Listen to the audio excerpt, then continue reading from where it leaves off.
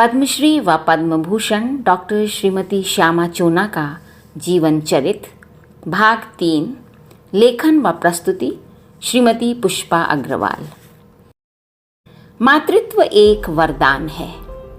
बात सन 1967 की है।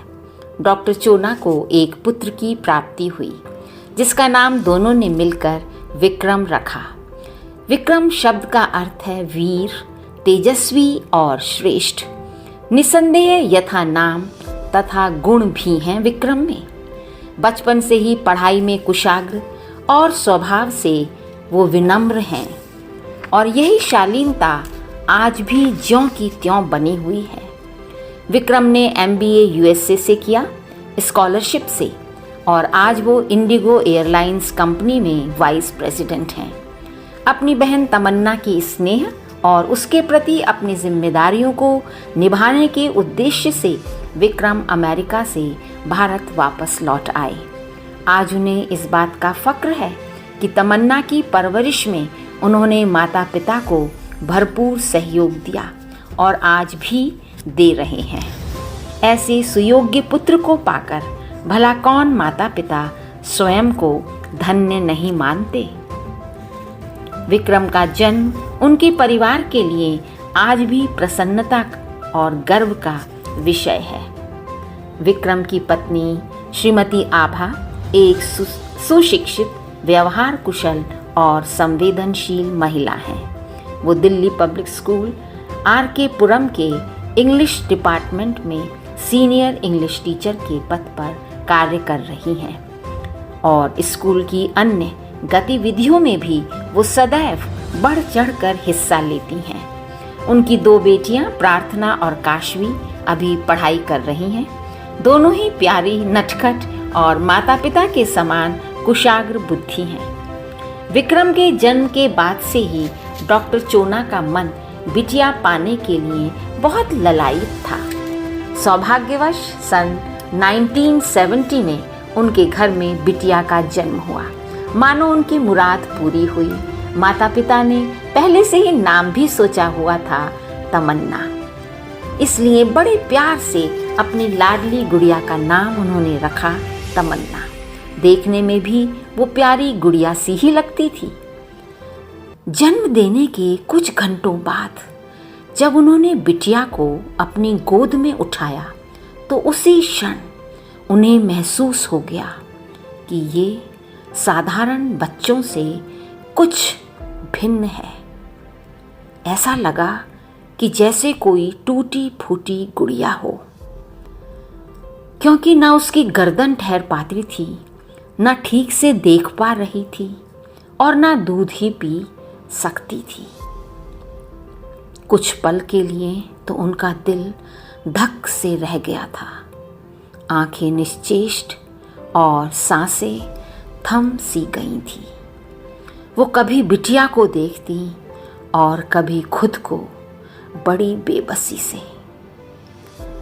वो सोचने लगी कि जिसको ईश्वर ने इस रूप में मुझे दिया हो, मैं भला उसे कैसे संवार पाऊंगी। उन्हें समझ आ गया था कि अभी मीलों चलना होगा। इसी कश्मकश में, इसी उलझन में समय बीत रहा था। तभी मानो एक दिव्य आवाज उनके कानों में गूंजने लगी।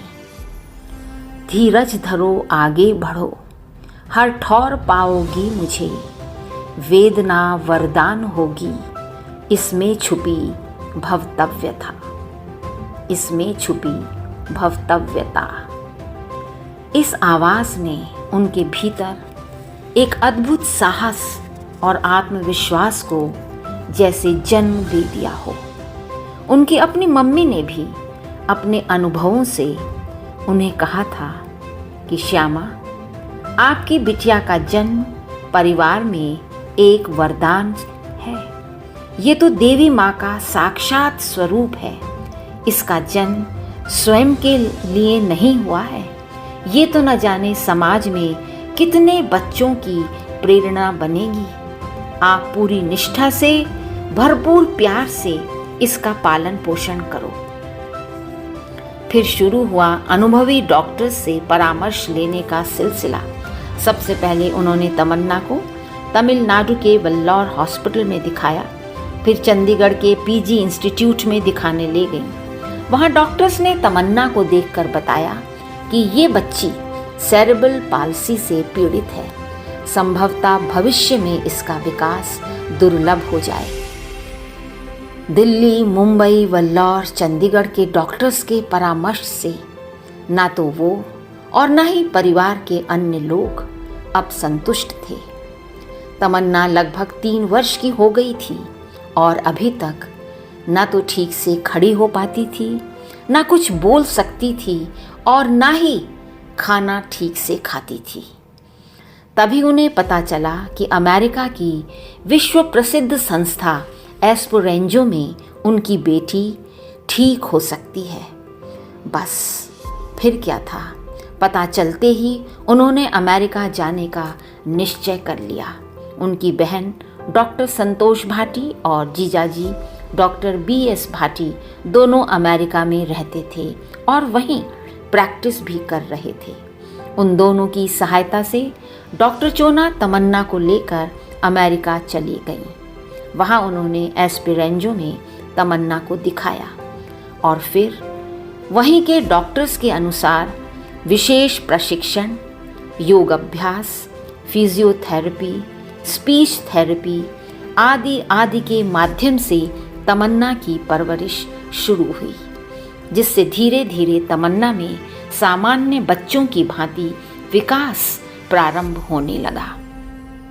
और डॉक्टर चोना ने स्वयं भी वहीं मंदबुद्धि और सेरेब्रल पाल्सी से ग्रसित बच्चों की देखभाल से जुड़ी ट्रेनिंग लेने लगी। अमेरिका में ही उन्होंने तमन्ना की प्रारंभिक शिक्षा भी शुरू करवा दी। यह सिलसिला कई वर्ष चला। सभी कुछ भरपूर चुनौतीपूर्ण था, किंतु अपनी दृढ़ संकल्प शक्ति और सहनशीलता से इन सभी उत्तरदायित्वों को संभालते हुए वो आगे बढ़ती गईं। इन असाध्य विपत्तियों ने डॉक्टर चोना के जीवन और सोच को नए आयाम दिए और तमन्ना के जीवन को तो आमूल बदल दिया। लगन और मेहनत से किए काम सदैव फलीभूत होते हैं। आज तमन्ना अपने अतीत को बहुत पीछे छोड़ आई है। ठीक होते ही उसने मन लगाकर पढ़ना शुरू किया, क्योंकि वो भी दूसरी लड़कियों की तरह पढ़ लिख कर आत्मनिर्भर बनना चाहती थी। सन 1996 में क्लास 10th और 1998 में तमन्ना ने क्लास 12th पास की। ये तो सफ़र की शुरुआत ही थी।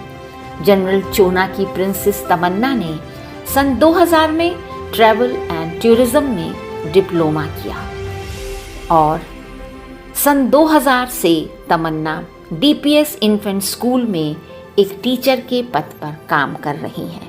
बच्चों को पढ़ाना, उनको कहानियाँ सुनाना, पेंटिंग सिखाना, उनके साथ गेम्स खेलना, डांस करना, सभी कुछ तमन्ना का अब मीठा सा संसार बन चुका है। तमन्ना को बचपन से ही dance, music, swimming, cooking, stamps collection और बैडमिंटन खेलना बहुत पसंद था और आज भी है। यही नहीं, तमन्ना को देश विदेश की सैर करना भी बहुत अच्छा लगता है। यदि देखा जाए तो पूर्व, पश्चिम, उत्तर, दक्षिण लगभग चारों दिशाओं में तमन्ना ने अपने परिवार के साथ खूब भ्रमण किया है। भारतवर्ष के अतिरिक्त वो Japan, Germany, Australia, Nepal, Singapore, Hong Kong, Bangkok, Dubai आदि कई देश घूम चुकी हैं। अमेरिका तो वो लगभग 8 बार जा चुकी है। परिवार के साथ घूमने जाना भी अपने आप में किसी प्रशिक्षण से कम नहीं होता। इसमें भावनात्मक, सामाजिक और मानसिक विकास जुड़ा है। ये बच्चों को आत्मनिर्भर बनाना भी सिखाता है। जैसे बूंद बूंद से सागर भर जाता है, उसी प्रकार बच्चों का विकास संतुलित हो सके, इसके लिए डॉक्टर चोना और जनरल चोना सभी अभिभावकों के लिए एक सशक्त उदाहरण है। ये उनकी सोच का ही सुफल है कि आज तमन्ना को कई अवार्ड्स भी मिल चुके हैं। ईयर 2011 में तमन्ना को पॉजिटिव हेल्थ अवार्ड मिला। ईयर 2015 में ministry of social justice and empowerment government of India यानी कि सामाजिक न्याय और अधिकारिता मंत्रालय भारत सरकार की ओर से नेशनल अवार्ड राष्ट्रीय पुरस्कार मिला। ईयर 2017 में स्माइल स्टूडियो द्वारा तमन्ना पुरस्कृत की गई। 1985 में तमन्ना ने सिंगापुर में वर्ल्ड जम्बूरी में भाग लिया। ईयर 1986 में नेपाल में इंटर स्कूल कॉन्फ्रेंस अटेंड की। 89 में कैलिफोर्निया यूएसए में यूएस एड प्रोग्राम में हिस्सा लिया। ईयर 2002-2003 में आयोजित स्पेशल ओलंपिक्स में एशिया पैसिफिक को रिप्रेजेंट करने के लिए तमन्ना को चुना गया। ये भारत के लिए भी गर्व का विषय रहा। ईयर 2002 में जापान में नेगेनो इंटरनेशनल द्वारा आयोजित स्टूडेंट टीचर एक्सचेंज प्रोग्राम में हिस्सा लिया।